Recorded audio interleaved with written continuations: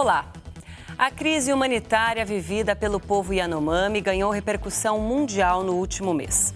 Desnutrição, doenças e mortes decorrentes da invasão do território indígena pelo garimpo ilegal ao longo dos últimos anos fizeram representantes do governo federal acusar a gestão anterior do crime de genocídio.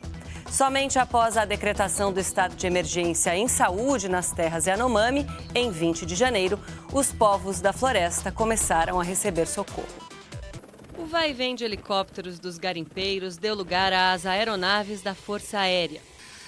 Agora, essa é a imagem recorrente na região da comunidade Surucucu. Estamos resgatando outros pacientes aqui do Tirei, crianças graves, de desnutrição e outras situações. O mau estado da pista dificulta a retirada dos doentes. O Centro de Operações de Emergência decidiu não divulgar o número de óbitos, mas apresentou um balanço no último dia 15, contabilizando 3.900 atendimentos. Agentes da Força Nacional do SUS foram convocados para os resgates. Mães acompanham filhos até a unidade de saúde ou o Hospital da Criança em Boa Vista, dependendo da gravidade do caso. Além da desnutrição, o avanço do garimpo na terra Yanomami contaminou os rios e fez explodir casos de malária e infecções respiratórias. O trabalho emergencial completa um mês sem previsão de instalação do prometido hospital de campanha na região de Surucucu e com a Casa de Saúde Indígena lotada. Para entender se há elementos jurídicos para classificar a crise Yanomami como resultado do crime de genocídio, recebemos Júnior Recurari Yanomami, presidente do Conselho Distrital de Saúde Indígena Yanomami e Ecuana, e os subprocuradores gerais da República, Luciano Maris Maia e Carlos Frederico Santos.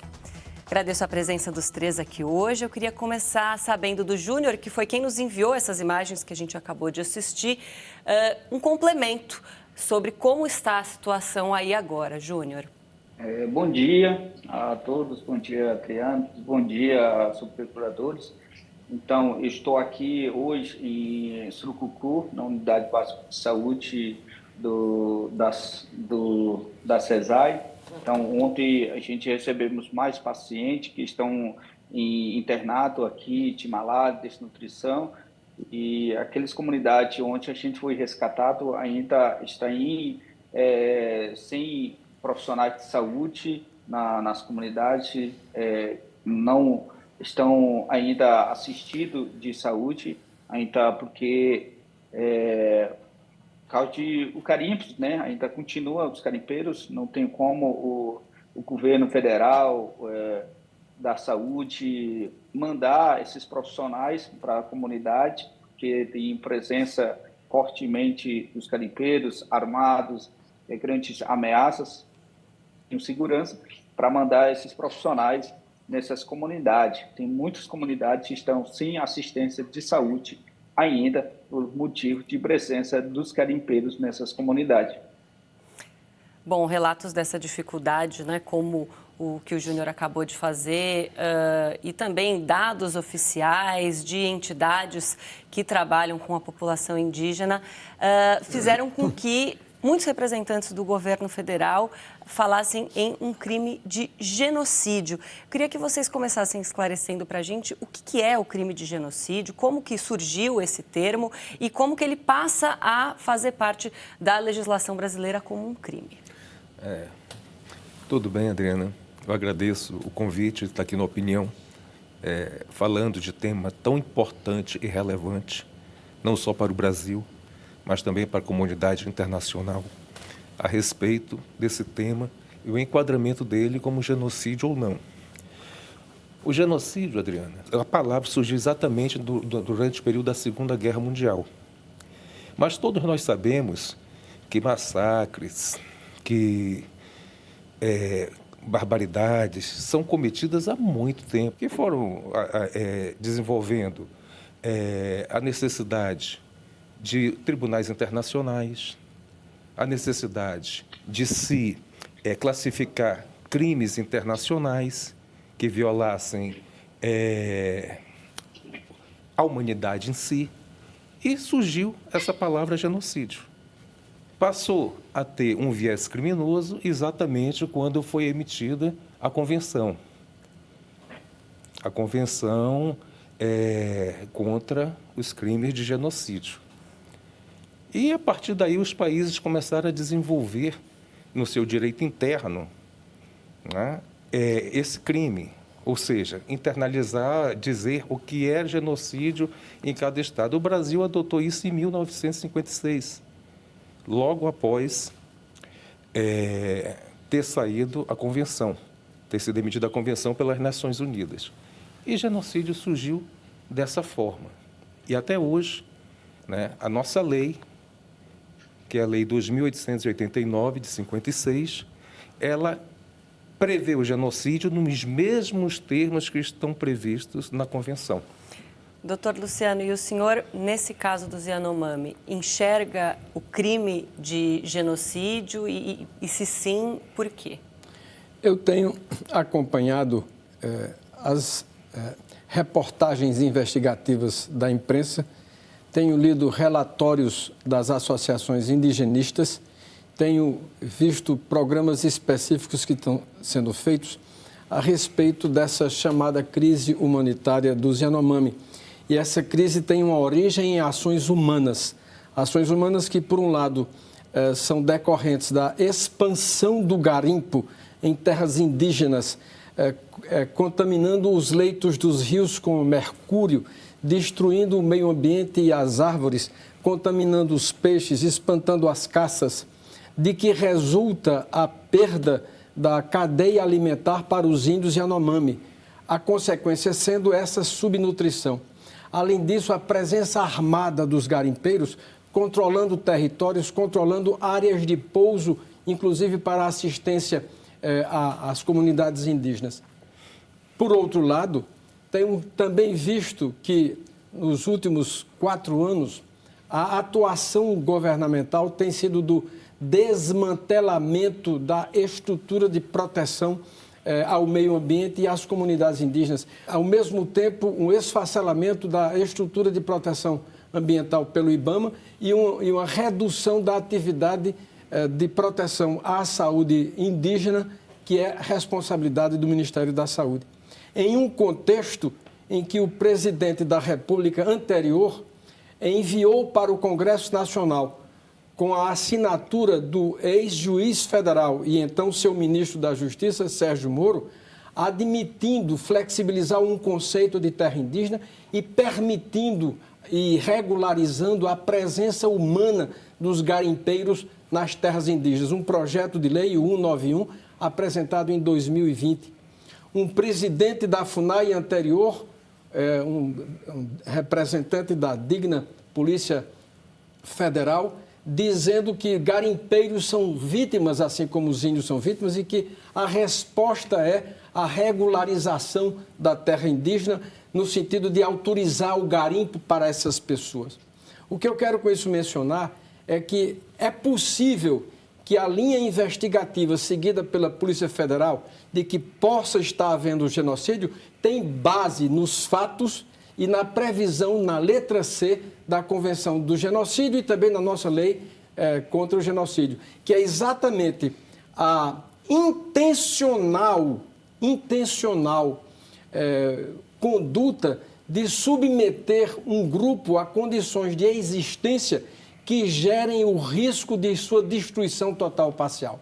Ou seja, basta verificar o que está acontecendo na terra indígena Yanomami, e não é só nela, há outros garimpos com outras destruições em outras comunidades indígenas, para se perceber que há um concerto de vontade. Mas o que é importante também considerar na temática do genocídio é que é um delito praticado por grupos contra grupos, em que um dos grupos é visivelmente indefeso, não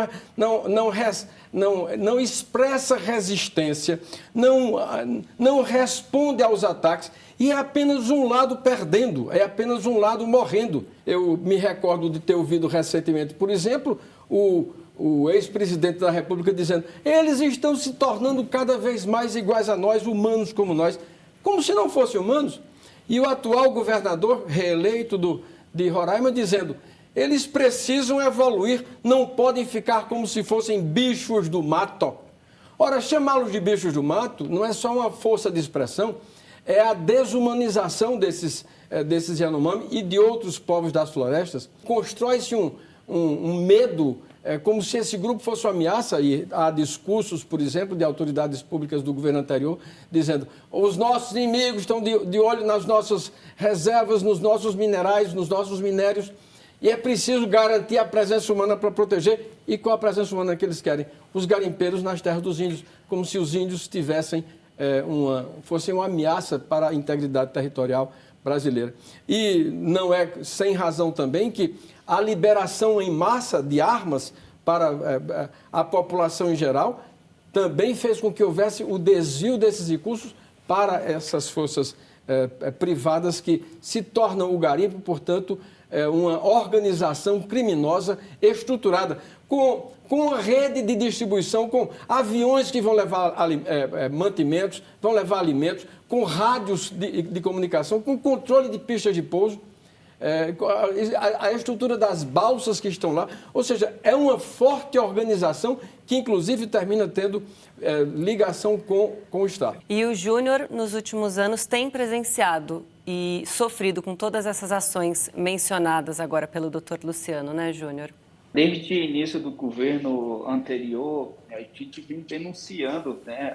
Iniciou em 2019 as mortes e durante a entrada dos garimpeiros na terra de Yanomami, né? E em 2020, né? Onde não tinha a presença dos garimpeiros, Romoji, Chitei, onde está muito grande, né? Dos garimpeiros invadindo, expulsando os Yanomami das suas comunidades. Essa é a liberdade que a gente não tem mais, né, nas comunidades, e a gente sobramos muitos choros, muitas lágrimas. Também os garimpeiros expulsaram a saúde, unidade básica de saúde, tocaram fogo uma unidade de saúde, onde cuidavam mais de 600 Yanomami, né, e morreram muito essas comunidades que precisavam de atendimento. Agora estão com 3 anos sem atendimento de saúde, o povo Yanomami morrendo, e outras comunidades ainda não há assistência, porque a presença fortemente, né, os garimpeiros armados, não é espingarda, né, é um fuzil, submetralhador, que os militares usam esse tipo de arma, né. Há muito trabalho para consertar esse estrago que foi feito, né, pelos garimpeiros, né. Muitos garimpeiros não querem sair e muitos garimpeiros ainda continuam, né, ameaçando as lideranças Yanomami, as comunidades, muita violência contra as mulheres, adolescentes, meninas, né, e sofrimento que a gente ficamos 4 anos, né, sofrendo, muitos adolescentes grávidas dos garimpeiros, e muitas crianças morreram por falta de medicamento. O governo desviou muito recurso de medicamento, onde foi revelado, segundo a Polícia Federal, foi feita operação. Então, as comunidades estão ainda de luto, e as comunidades pedem que eles não tenham mais lágrimas para chorar por crianças, por adultos, para as mulheres. Bom, a gente vai fazer uma pequena pausa, vamos para um rápido intervalo e voltamos já.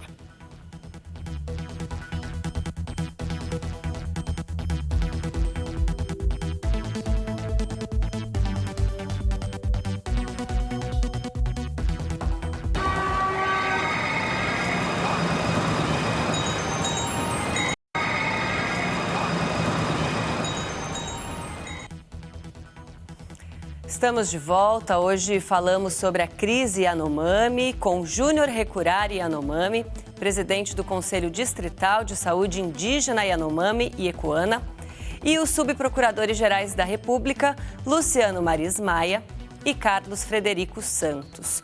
No bloco anterior, a gente falou sobre a questão da tipificação do genocídio, e aqui no Brasil nós já tivemos 2 casos em que houve condenação por genocídio justamente contra 2 povos indígenas, crimes contra 2 populações A primeira delas foi contra a população ticuna e o senhor que estava nesse caso, né, doutor Carlos?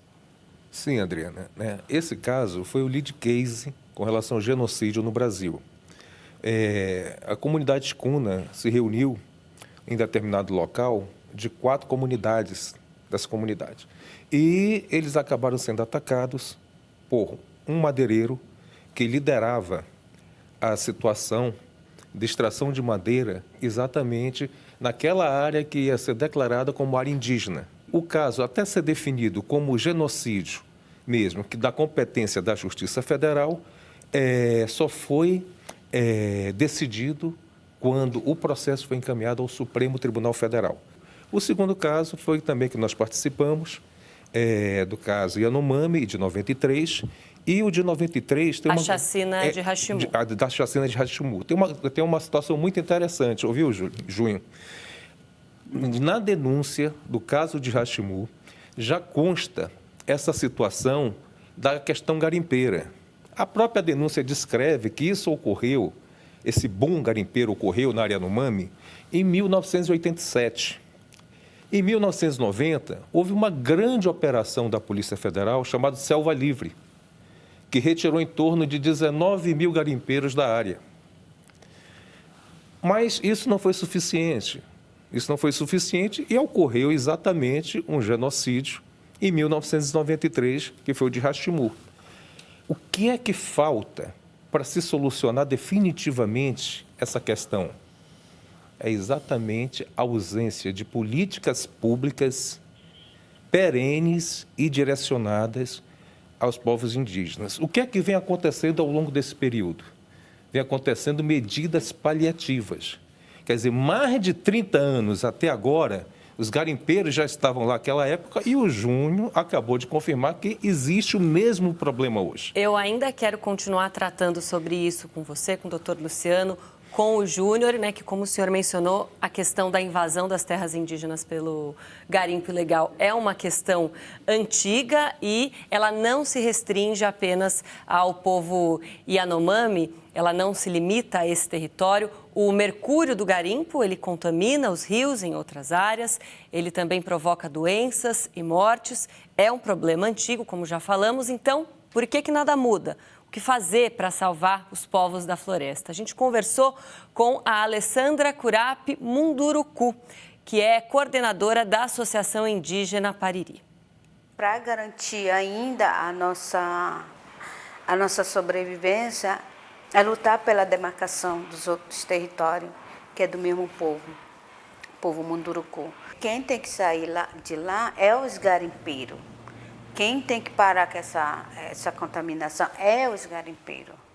Tem que fiscalizar a empresa, tem que estar de olho no Congresso, tem que estar de olho nos teus partidos. O que eles estão fazendo para salvar a Amazônia? O que as empresas estão fazendo para salvar a Amazônia? É isso que a gente tem que ver. Não só aqui no Brasil, mas em outros países também que estão se instalando aqui no nosso território. A sociedade tem que saber que nós vivemos, sentimos, choramos, sorrimos, mas tudo isso em coletivo. Se um povo sofre, todos os outros povos sofrem. Qual é o futuro que nós queremos? É o futuro que a gente quer, é água limpa. O futuro que a gente quer é a floresta em pé, é os animais vivos, é os povos resistindo. Isso é o futuro. Júnior, o que você acha que está faltando para expulsar de vez o garimpo ilegal das terras indígenas, não só Yanomami, mas de outros povos, como a gente ouviu aí da Alessandra? Então, precisamos mais a força do governo federal, né? Precisamos que o Exército, Polícia Federal, Força Nacional, que utiliza tecnologia, né, através de helicóptero, indo para as comunidades, expulsar esses garimpeiros que estão prejudicando, colocando em risco a população Yanomami. Os garimpeiros não chegaram sozinhos, né? Chegaram esses garimpeiros de helicóptero. Precisamos responsabilizar os financiadores, precisamos responsabilizar os políticos que incentivaram os garimpeiros a entrar na terra indígena Yanomami. A gente sabemos quem são, porque eles que fizeram entrar mais os garimpeiros, principalmente empresários que fizeram entrar mais garimpeiros armados na terra indígena Yanomami. Então, precisamos limpar os garimpeiros, seja expulso, que eles estão resistindo, né, e com força policial. Doutor Luciano, a longo prazo, além dessas políticas imediatas, que são não só imediatas, mas urgentes, que tipo de políticas públicas são necessárias para que essa prática seja uma prática de Estado e não que mude a cada governo à mercê da vontade de quem está ali no poder? Essa ameaça concreta agora aos índios Yanomami, aos índios Munduruku e a outros grupos, resultam da chamada atuação desenvolvimentista, da expansão das fronteiras econômicas que não querem saber se atingem o meio ambiente, se atingem comunidades indígenas ou outras comunidades tradicionais. Ou seja, é a ambição e o desejo de extrair riquezas do solo, do subsolo e, portanto, ganhar esse espaço. O que é possível e deve ser feito? O colega Carlos Frederico mencionou a necessidade de políticas públicas consistentes e sustentáveis. O que é a sustentabilidade aí? É a permanência com o fortalecimento dos órgãos de proteção ambiental, dos órgãos de proteção indigenista. Veja, em pouco mais de um mês de atuação, a reversão do quadro. Antes, as mesmas instituições que estão ajudando agora aos índios Yanomami existiu antes dessa crise, existiu antes desse mês de atuação. O que mudou foi a vontade política, ou seja, há uma necessidade de ter uma vontade política de dar sustentação e dar apoio. E considerar que o conhecimento tradicional das populações indígenas, a sua relação com a floresta, a sua relação com a natureza, são um patrimônio incalculável. A floresta em pé e os rios limpos valem muito mais do que o que se possa extrair de lá de ouro ou de outros minérios. Isso porque a degradação ambiental é irreversível e para você depois fazer a recuperação, gasta-se muitíssimo mais. Doutor Carlos, levar esse caso também para cortes internacionais, para um julgamento por genocídio ou por crime contra a humanidade, também é importante para demonstrar uma preocupação nacional com o tema? Sim, olha, eu vou falar em tese da situação porque existe um procurador natural em Roraima tratando desse caso. Então, compete a ele definir as providências penais a serem tomadas. Mas, falando em tese, né, toda conduta que possa ferir interesses, né, de outras pessoas ou de outros grupos, né, tem que ser investigada. Isso é básico. A situação que você bem falou, Adriano, é emergencial. Mas por que surge esse emergencial? As políticas públicas a serem desenvolvidas, ela tem que ser desenvolvida de forma multidisciplinar.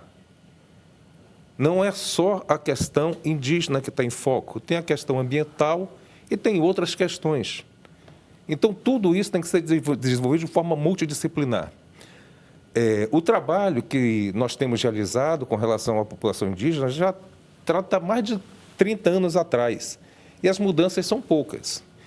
Se houve violação de algum dispositivo legal, como crime de genocídio ou crime contra a humanidade, logicamente tem que apurar. Crime contra a humanidade não existe no nosso ordenamento legal, né? Então, ele tem que ser apurado fora do Brasil pelo Tribunal Penal Internacional, de acordo com o Tratado de Roma. Mas a questão do genocídio, ela pode ser vista e pode ser visitada exatamente da nossa dogmática penal brasileira. O crime de genocídio é um crime intencional. Então, essa intencionalidade tem que ser provada. Que houve falta de políticas públicas, isso já é notório. Isso já é notório. A ausência de políticas públicas realmente ocorreram, né, e que podem levar a essa situação. O que tem que se comprovar é que se essa ausência foi intencional ou não. Tá certo. E para isso devem ser feitas investigações. Tá certo. Infelizmente o nosso tempo chegou ao fim. Eu queria só pedir para o Júnior um último e breve recado final. Depois que todos que precisam de atendimento forem atendidos na terra Yanomami? Qual que é a sua perspectiva para que vocês consigam ter o direito de vocês preservado para conseguirem cumprir esse papel tão importante que é o da preservação ambiental, Júnior? A gente precisamos recuperar, precisamos reorganizar as comunidades. Então, precisamos simplesmente proteção, precisamos permanência de fiscalização, precisamos os órgãos públicos que seja colocado na terra indígena Yanomami para manter a segurança na terra indígena Yanomami. A terra indígena Yanomami foi muito vazio, por isso os políticos aproveitaram incentivar entrar os garimpeiros. Precisamos assistência de saúde, cuidado nas comunidades. Ontem a gente devolvemos 15 crianças recuperadas e ficamos muito felizes, e as comunidades muito felizes, né? Mas precisamos manter essas crianças vivas para a gente mandar e garantir o futuro das crianças. Precisamos dessa proteção. Agradeço muito o seu relato, a participação dos três aqui hoje. Muito obrigada pela presença. O Opinião fica por aqui. Acompanhe nosso podcast, nosso canal no YouTube. Obrigada pela companhia e uma ótima noite para você.